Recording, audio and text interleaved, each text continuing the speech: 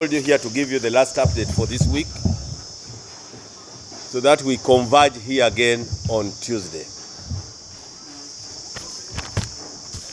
Since we started the expression of interest on 2nd June 2025, we now have the following statistics.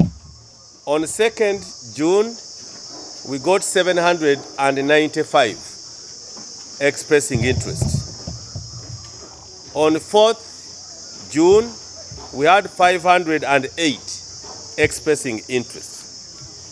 On 5th June, we had 423 expressing interest. And today, because we've had half day, we have had 91 expressing interest. That is for positions of constituency members of parliament, district woman MP, and LOC5.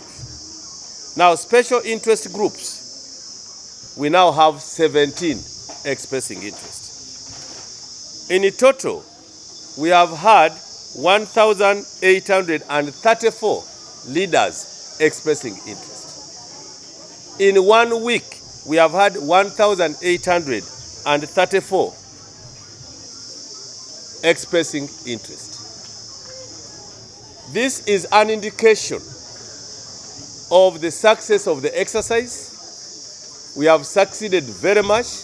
It's also an indication that NRM is a loved party and will have leaders in all areas. It's also a wake-up call to other political parties that you should have empirical data when you are talking about numbers of supporters in this country.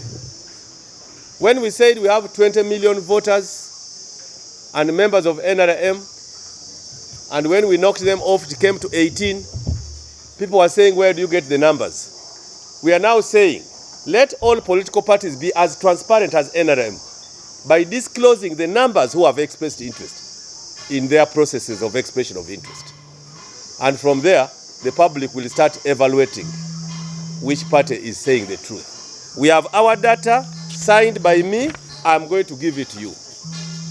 We call upon the NRM fraternity, those ones speaking there, all upon the NRM fraternity to continue supporting their party, to continue doing all they can do to make sure their party is as strong as it is.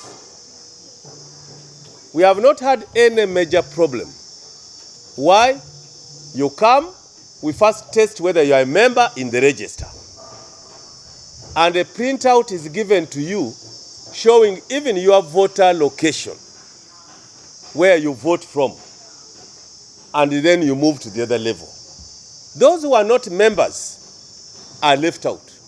Those who are not in the register, don't get desperate. The NRM party will come up with another procedure of helping you. But for now, only those who are in the register will move into the processes. Because we closed the register, we cannot open it up in this period. I thank you. But who did not respect the call to enter the register? 7. Yes. The press are confused. The people are not confused. Voting in NRM is by lining up. But to identify that voter and for the voter to know where he or she should vote, we give you a voter location slip. So that when you're a voter, you just go to where the voting takes place, wait for the call, and you line up.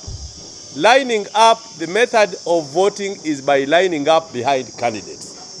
But the process of identifying a voter, make it easy and more transparent, we are going to introduce the voter location slip, like the National Electoral Commission has. National Electoral Commission has a voter location slip, where if you go to a village, you know where you vote from. The method of voting is still secret ballot, but you know where you vote from. The method of voting in NRM is lining up behind candidates, but this is simply to help you know where you vote from. Yes, the sure is to have a register first. If we have a register where the members accept they are the members of the NRM, it means they are the ones going to vote you. And if the process is transparent, like we deem that it will be, there's no reason for one to say, after being defeated, I go independent. Even after being defeated, you complain to the commission. The tribunal will look at your complaint, and if we find merit, we can repeat that election. But you don't just say, because they are introducing voter slips or this, I'll go independent. We are introducing all these things to make sure the election process is more transparent, is more organized, so that anyone who fails does not use the commission as an exit to become an independent. We are trying to make sure the election is free and fair. And once it is free and fair, then you have no reason to go independent. Once people have not lined behind you, even if you go independent, the same people will go to Biabakama and they will not vote you. So we want to make the process as free, transparent, and audible to anyone who listens. We want to cater for all interests which are within the law. And if you decide on your own that you are the only person who can be an MP and you go independent, then the voters will choose what to do with you. I'm Otim Bernard from Maruzi North County, and I'm thankful to God that I have been able to pick my nomination form today as an aspiring member of parliament to represent the voice of the people of Maruzi North County in the 12th parliament from 2026 to 2031. It's very important for us to get out to our people and for them to understand that it's not just leadership, it's aspiration. An aspiration for the people, aspiration for service delivery, most importantly, aspiration to take part in the greater development agenda, not only of the people of Maruzi North, but of Uganda. To the people of Maruzi North, we are quite a young constituency, having been carved out of the main Maruzi in 2021. And we have had now coming to 5 years of no voice on the floor of parliament. I can say this categorically clear that for the 5 years, Maruzi North has not had a voice more than 3 times.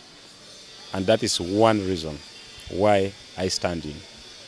Representation is not by being present. Representation is by taking the voice of the people to the powers that be, and that is through the floor of parliament. That's one. But second and most important of all is that leadership is about connectivity. As a young person, I should be able to connect very much with the young people of Maruzi North, who now form the majority of the voting population, not only in Maruzi North, but in the whole country. What does this mean? It really means that we should be able to pick Maruzi North from a patch, bring to parliament, bring to the national stage, take to the international stage, and bring all those services, whatsoever we can get for the people of Maruzi North, back home. That can be done through lobbying, that can be done through advocacy, and obviously through representation. So conclusively, it is very important for me as a young person who has come to join the leadership race to encourage the young people back home, youth. It is our time. We have been crying for transition.